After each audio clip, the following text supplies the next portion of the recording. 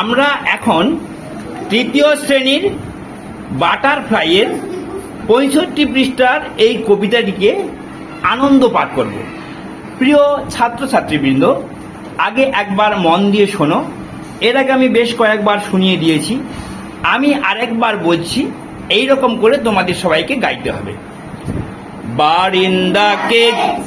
Bird in the cage, will you fly away on a warm sunny day? Bird in the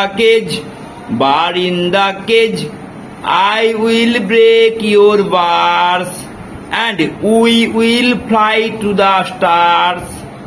এখানে অ্যান্ডটাকে একটু আলাদা করে বলতে হবে এবং অন এটাকে একটু আলাদা করে বলতে হবে। সব ছাত্ররা নিশ্চয়ই বুঝতে পেরেছো? এবারে তোমরা একটু আমাকে শোনাও।